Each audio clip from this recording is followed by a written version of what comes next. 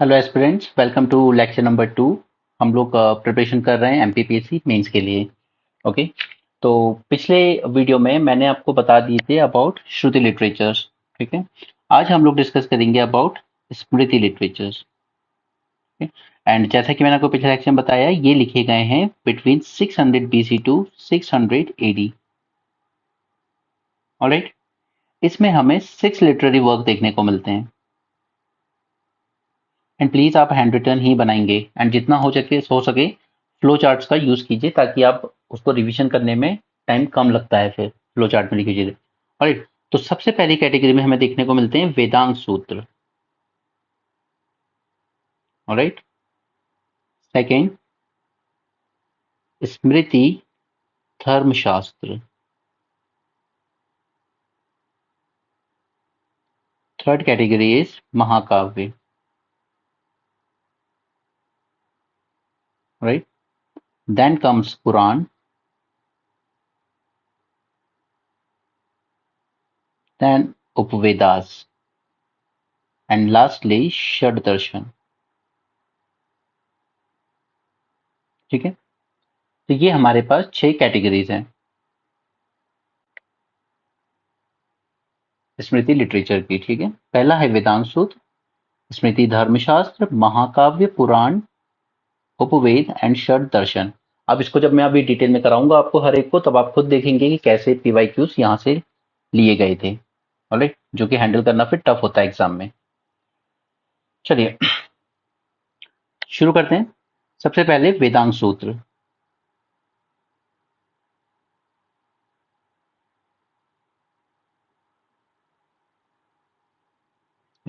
इसमें हमारे पास है छह लिटरेचर। ठीक है। शिक्षा, ये आपने सुने भी होंगे। शिक्षा को हम लोग कहते हैं फोनेटिक्स, यानी कि ध्वनि, साउंड। राइट। नेक्स्ट है हमारा, इसमें आता है कल्प सूत्र। राइट।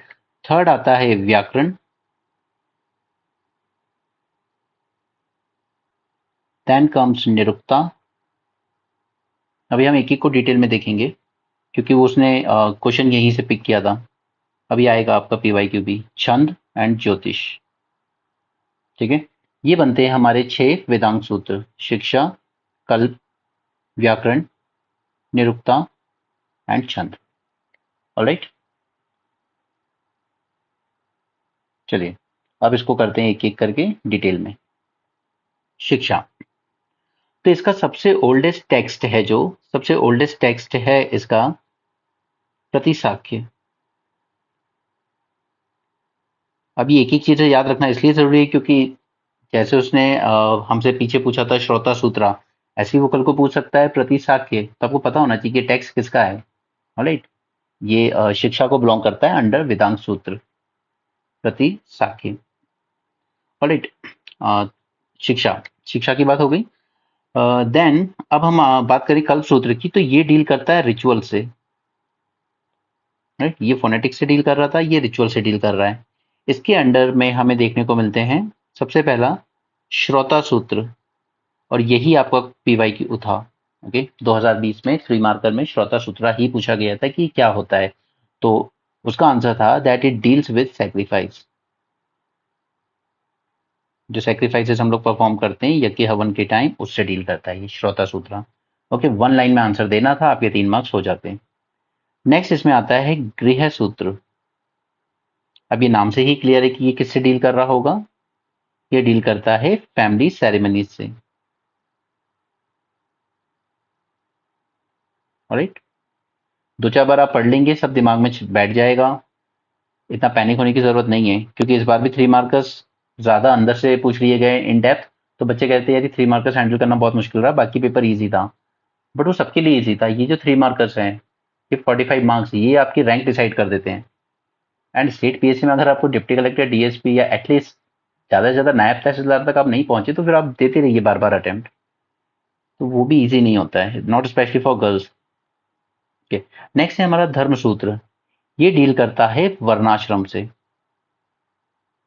वर्णाश्रम वो वाले नहीं, ब्राह्मण क्षत्रिय वाले नहीं। वर्णाश्रम जो 4 स्टेजेस ऑफ लाइफ बताई गई है ना, जैसे सबसे पहले आपको ब्रह्मचर्य का पालन करना चाहिए स्टूडेंट लाइफ में, ऑलराइट। उसके बाद आपको गृहस्थ आश्रम में प्रवेश करना चाहिए, देन आपको वानप्रस्थ की तरफ जाना चाहिए, एंड देन सन्यासी सन्यासी बन जाइए। ठीक है, ये 4 की बात की गई है धर्म सूत्र में। ठीक है, तो ये हमने बात कर ली कल्प सूत्र की। अब हम आ जाते हैं व्याकरण में। व्याकरण आपको पता है, व्याकरण मतलब ग्रामर, राइट। सबसे पहली grammar book not just in India but पूरे वर्ल्ड में जो लिखी गई थी वो थी Ashtadhyayi. Ashtadhyayi by Panini. Ashtadhyayi by Panini. Again आपको अष्टध्यायी पूछ लिया जाए या पनीनी पूछ लिया जाए 3 मार्कर में, आपको सिर्फ उनकी बुक का नाम बताना है और आपका आंसर डन है, all right. So Ashtadhyayi written by Panini is first book on grammar in world. ठीक है, नेक्स्ट हम आते हैं निरुक्ता पे। निरुक्ता का मतलब होता है एटिमोलॉजी। अब इसमें हमें एक टेक्स्ट मिलता है दैट इज निघंटु, राइट। किसने लिखा है? कश्यप ने। ये और इसमें हमें मिलते हैं कलेक्शन ऑफ डिफरेंट वैदिक वर्ड्स, यानी आप कह सकते हो काइंड ऑफ वर्ल्ड की पहली डिक्शनरी आपको यहाँ पे देखने को मिलती है। कलेक्शन ऑफ वैदिक वर्ड्स, राइट।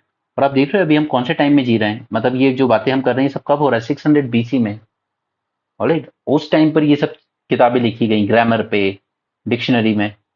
ठीक है, कहाँ उस वक्त वेस्टर्न वालों तो बहुत पीछे थे, बट अब वो कहाँ निकल गए, हम कहाँ रह गए, ये बहुत दूर है। खैर, छंद, मैट्रिक्स, इसमें हमें एक टेक्स्ट देखने को मिलता है छंद सूत्र। ठीक है, लिखा किसने? पिंगल ने, राइट। तो ये आपके लिए इंपॉर्टेंट हो जाता है। एकदम बेसिक्स है सब, 1122 लाइनर में जान लीजिए, आपका सारे 3 मार्कर हैंडल हो जाएंगे। बाकी 511 मार्कर के लिए मैं इसके बाद अब शुरू करूंगा, जब मैं आपको पूरी अर्ली वैदिक एज एंड लेटर वैदिक एज को political, social, economic and cultural point of view से समझाऊंगा। ओके, एंड वो बहुत ईजी है। ये अगर आपने हैंडल कर लिया ना एग्जाम में, तो वो तो आप इजिली कर ही लोगे। ठीक है ना। नेक्स्ट हम आते हैं ज्योतिष। ज्योतिष शास्त्र यानी एस्ट्रोनॉमी। ठीक है, इसमें हमें एक टेक्स्ट देखने को मिलता है वेदांग ज्योतिष। किसने लिखा था? लगाद मुनि ने, राइट। और ये भी वर्ल्ड का सबसे ओल्डेस्ट टेक्स्ट है ऑन एस्ट्रोनॉमी, ओल्डेस्ट ज्योतिष टेक्स्ट। ठीक है, तो ये हो गए हमारे सभी वेदांत सूत्र। रिवाइज कर लेते हैं फटाफट। शिक्षा, ठीक है, उसके अंडर प्रतिसाख्य। कल्प सूत्र, इसमें 3 मिलते हैं हमें, श्रोता सूत्रा, गृह सूत्रा एंड धर्म सूत्रा। व्याकरण, ग्रामर पे, सबसे ओल्डेस्ट बुक ग्रामर पे Ashtadhyayi by Panini. Then comes Nirukta, etymology पे लिखी गई है। ओके, ओल्डेस्ट बुक निघंटु, जिसमें हमें वैदिक वर्ड्स का कलेक्शन मिलता है, एक तरह की डिक्शनरी। छंद मीन्स मैट्रिक्स, छंद सूत्र बाय पिंगल। ज्योतिष, एस्ट्रोनॉमी पर लिखी गई वेदांग ज्योतिष बाय लगत मुनि। ऑलराइट, तो ये बात हो गई है हमारी वेदांग सूत्र की। तो हमारा ये वाला टॉपिक कंप्लीट। ओके, अब हम आते हैं स्मृति धर्मशास्त्र पर। नेक्स्ट टॉपिक है हमारा स्मृति धर्मशास्त्र।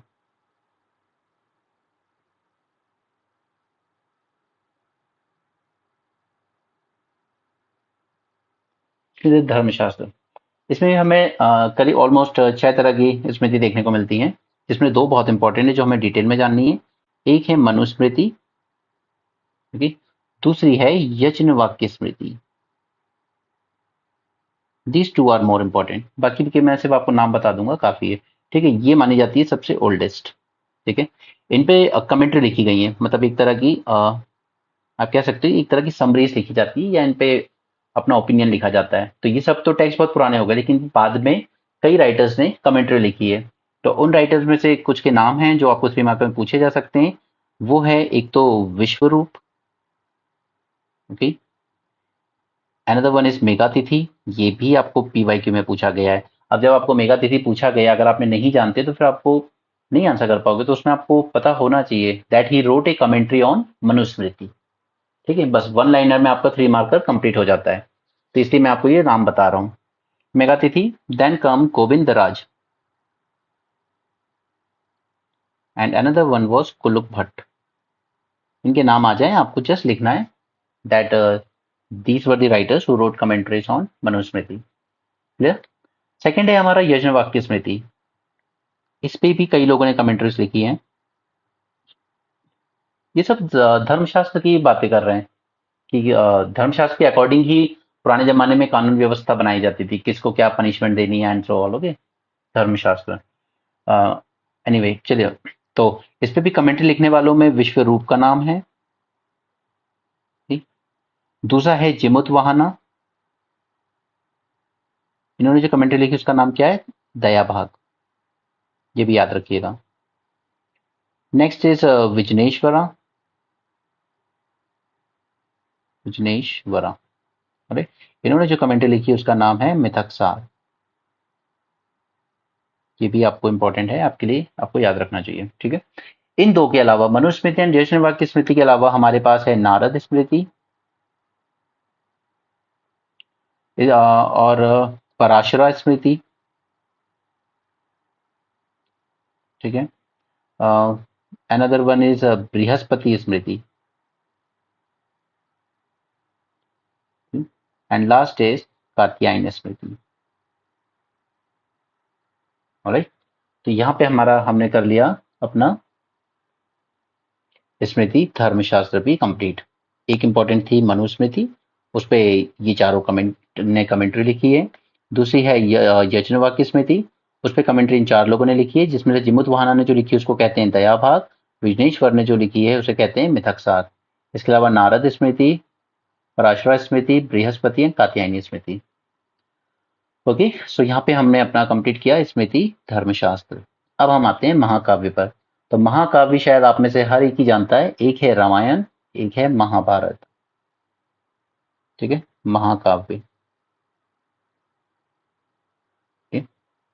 पहली है रामायण। तो आप में से कईयों ने तो पढ़ी है, लेकिन आप जानते होंगे कि इवन सिर्फ रामायण के भी 100 से ज्यादा अलग अलग वर्जन है। ऑलराइट, विद इन इंडिया भी काफी सारे वेरिएशंस हैं। आप उत्तराखंड चले जाइए, उनका कुछ अलग ही है, और आप बिहार साइड चले जाइए, उधर कुछ अलग ही सीन है उनका। ठीक है। वहां पर पहाड़ी एरिया से माना जाता है कि Sita was actually daughter of Ravana, and क्योंकि राम जी ने उनसे शादी कर ली थी इसलिए लड़ाई हुई थी। ठीक है। तो बहुत अलग अलग तरह के वेरिएशंस हैं रामायण में, ऐसा नहीं है। बस ये है कि हमने टीवी में जो देख ली है लोगों ने, तो वो उसी को पूरा मान लेते कि नहीं यही रामायण है जो टीवी में दिखाई गई है। बट काफी वेरिएशन है रामायण में, इसलिए इंडिया को कहा जाता है लैंड ऑफ डाइवर्सिटी। ठीक है, तो लिखी किसने? सब जानते हैं, वाल्मीकि जी ने। राइट, और इसको आदि काव्य भी कहा जाता है, इसलिए फिल्म का नाम भी उन लोगों ने आदि पुरुष रखा था। एनीवे, देखिए ओरिजिनली जब ये लिखी गई थी ना फर्स्ट टाइम, तो इसमें सिर्फ 6,000 श्लोक थे।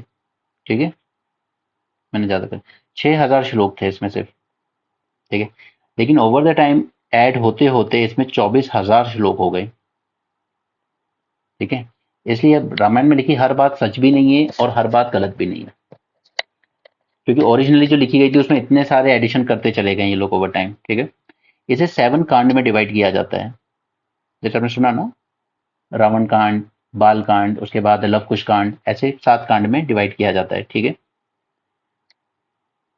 सो okay, that's it about Ramayana. फिर देखते हैं महाभारत, पर इसको जल्दी जल्दी कंप्लीट करते हैं, फिर हम आगे जाएंगे जो इम्पोर्टेंट है उसमें। ये तो क्योंकि आपको पता है ये सब। लिखी किसने है? वेद व्यास ने।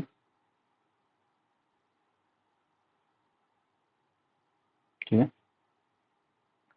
ओरिजिनली ओरिजिनली इसमें भी केवल 8,800 श्लोक थे। ओके, और जब ये इसमें जब ओरिजिनल लिखी गई थी ना, तब इसको हम कहते थे जय संहिता। तो जय संहिता अगर आपसे एग्जाम में पूछा जाए तो जय संहिता से उसका मतलब सिर्फ महाभारत से है, कुछ और नहीं। ऑलराइट, फिर उस ओवर द टाइम आगे बढ़ते बढ़ते इसमें हो गए 1,00,000 श्लोक। राइट, अब इसको आपने कहा षट सहस्त्री। ओके, तो ये दोनों महाभारत के ही नाम है, आपको एग्जाम में अगर पूछे जाए तो कंफ्यूज नहीं होना। राइट, इसमें कुल मिला के 18 पर्व हैं। ठीक है, प्लस साथ में एक एडिशनली हरिवंशा भी इसमें ऐड किया गया है। राइट, तो इन 18 पर्व में से एक पर्व है भीष्म पर्व। भीष्म पर्व, इस भीष्म पर्व का ही पार्ट है गीता। ओके, जो भागवत गीता है वो भीष्म पर्व पर्व का पार्ट है और टोटल 18 पर्व हैं। ऑलराइट, इसके बाद सबसे लार्जेस्ट पर्व है शांति पर्व। This is the largest. Alright, तो ये बात हो गई हमारे महाकाव्य की, रामायण एंड महाभारत। वापस ऊपर चलते हैं। तो दैट्स ऑल अबाउट महाकाव्य। अब हम देखते हैं पुराण। अब ये जो 3 बचे ना लास्ट के, ये ज्यादा इंपॉर्टेंट है आपके एग्जाम के लिए। अगर टफ क्वेश्चन पूछे जाएंगे तो वो यहीं से पूछे जाएंगे। पुराण, राइट। पुराण का मतलब क्या है? पुराना word the old. Right, total हमारे पास 18 पुराण है, ठीक है, जिसमें से मत्स्य पुराण ये सबसे ओल्डेस्ट है। Okay, alright. मत्स्य पुराण के अलावा भी हमारे पास भागवत पुराण है, जो कि शायद सभी जानते हैं, है ना। भागवत पुराण के अलावा हमारे पास विष्णु पुराण है, इस पे तो सीरियल भी बना हुआ है, इसमें विष्णु जी के सभी 10 अवतारों के बारे में बताया गया है। देन वी हैव वायु पुराण, ओके। एडिशनली वी हैव ब्राह्मण पुराण, ऑलराइट। और ये सभी जो पुराण हैं ये ओवरऑल से 5 सब्जेक्ट से ही डील कर रहे हैं, सभी 5 सब्जेक्ट से ही डील कर रहे हैं। ये 5 सब्जेक्ट हमारे लिए बहुत जरूरी है। सबसे पहला सबसे पहला है सर्ग।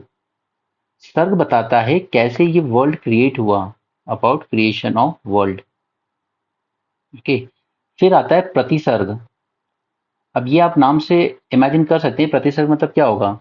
ये बताता है रिक्रिएशन आफ्टर डिस्ट्रक्शन। जैसे हमारे यहाँ कहा गया ना कि हर युग के बाद डिस्ट्रॉय हो जाता है सब कुछ, फिर दोबारा बनता है, तो it is recreation after destruction. All right, उसे कहा गया है प्रतिसर्ग। दूसरा है Vamsa. Vamsa is about genealogies of god and rishis.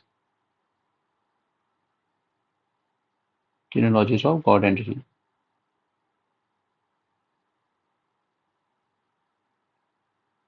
ठीक है, जैसे कौन से ऋषि के पिताजी कौन थे, फिर उनके पुत्र कौन थे, एंड सो ऑन।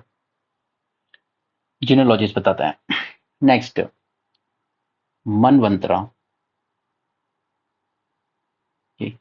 ये बात करता है about the rinse of Manu. हमें पता है ना कि विश्व की जब शुरुआत हुई, मतलब सच है या नहीं पता नहीं, बट हमारे धर्म ग्रंथ यही बोलते हैं, जब विश्व की शुरुआत हुई तो मनु पहले पुरुष थे। Okay, he was the first human being. तो उनका जो राज रहा है ऋण, उसके बारे में बात करता है मनवंतरा। नेक्स्ट इज वामसनु चरित्र। वामसनु चरित्र ये हमें बताता है about the genealogies of various king. ठीक है, चाहे वो मौर्यन डायनेस्टी हो, सतवाहना डायनेस्टी हो, उन सब के बारे में हमें वामसानु चरित्र से पता चलता है। ऑलराइट, सो यहाँ पे हमने खत्म किए अपने पुराण। एक बार फटाफट रिवाइज करेंगे ताकि आप कंफ्यूज ना हो। पुराण कितने हैं? 18। ठीक है, सबसे ओल्डेस्ट कौन सा है? मत्स्य पुराण। उसके अलावा बाकी 4 और हैं और ये डील करते हैं 5 सब्जेक्ट से। पहला सर्ग, दूसरा प्रतिसर्ग, थर्ड है वामसा, देन मनवंतरा, एंड देन वामसाना चरित्र। ठीक है, तो चलिए वापस ऊपर चलते हैं। कहाँ तक कंप्लीट कर लिया हमने? पुराण तक। अब रह गया ऐसे उपवेद एंड षड्दर्शन। तो चलिए जल्दी से इनको भी खत्म करते हैं। उपवेद सबसे इजी है, उसमें कोई बड़ी बात नहीं है, वो तो आपने शायद सुन भी रखे होंगे। उपवेद, ठीक है, 4 होते हैं। एक होता है आयुर्वेद, जो कि आप आमतौर पर नाम सुनते ही रहते हैं। दूसरा है गंधर्व वेद, राइट। थर्ड है धनुर्वेद। और सब एकदम सेल्फ एक्सप्लेनेटरी है, बिल्कुल आप आराम से नाम से ही समझ सकते हैं कि ये सब किस चीज से डील कर रहे हैं। ठीक है, तो इनका मतलब बताने के लिए नहीं हूं मैं आपके पास यहाँ। मैं आपको बताना चाहता हूँ कि ये किस किस चीज किस वेद से जुड़े हुए हैं या किस वेद से हमें इनके बारे में पता चलता है। तो ये है हमारा ऋग्वेद से जुड़ा हुआ। ओके, एंड एज ऑब्वियस बात करता है मेडिसिन की। क्लियर। गंधर्व ये है हमारा सामवेद से जुड़ा हुआ, राइट। और सामवेद हमें पता ही है किसकी बात कर रहा है, सामवेद म्यूजिक वगैरह की, तो गंधर्व वेद भी क्या करेगा, म्यूजिक की बात करेगा। ऑलराइट। धनुर्वेद किसके बारे में होगा, आर्चरी, तो ये बात कर रहा है यजुर्वेद, ये जुड़ा है यजुर्वेद से and it is related to archery. Shilpaveda ये हमें मिलेगा अथर्ववेद के साथ, ठीक है। और ये किसकी बात कर रहा है, शिल्प यानी क्या होता है, क्राफ्ट। ऑलराइट, तो that is all about Upaveda. Right, तो आई होप कि आप चीजें कंफ्यूज नहीं हो रहे हैं, थक नहीं रहे हैं। ये उपवेद हमारे कंप्लीट। अब हमारा बच गया षड दर्शन, तो चलिए इसको और खत्म करते हैं जल्दी से। सबसे ज्यादा अगर कहीं से क्वेश्चन पूछने के चांसेस हैं तो वो षड दर्शन से हैं, तो इसको अच्छे से याद करेंगे आप। षड दर्शन, अब षड दर्शन है, षड यानी क्या होता है, सिक्स।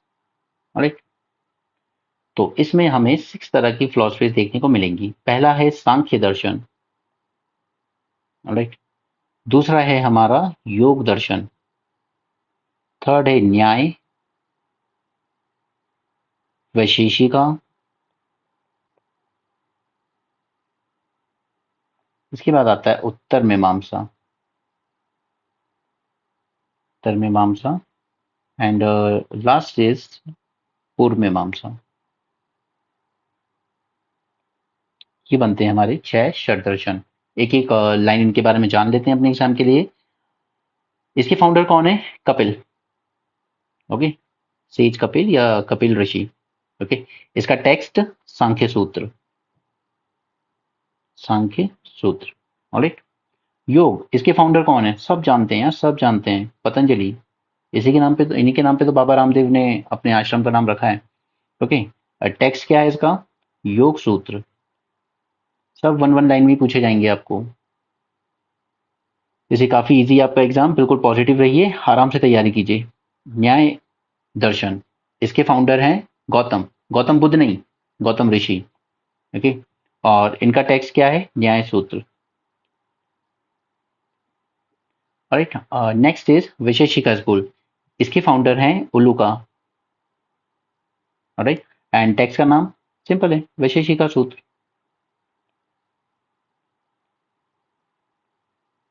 ओके, नेक्स्ट है हमारा उत्तर मीमांसा, इसके फाउंडर हैं भद्रयान एंड टेक्स्ट का नाम है ब्रह्म सूत्र।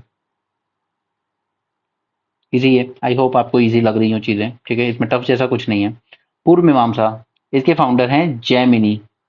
ये दो लास्ट के दो आपके लिए बहुत इंपॉर्टेंट है एग्जाम के लिए। ओके, इसका प्रिंसिपल टेक्स्ट क्या है हमारा, पूर्व मीमांसा सूत्र, पूर्व मीमांसा सूत्र। ऑलराइट, सो ये हो गए हमारे सभी 6 षड दर्शन। ठीक है, फटाफट रिवाइज करें। षड दर्शन, इसमें आते हैं सांख्य, जिसके फाउंडर है कपिल।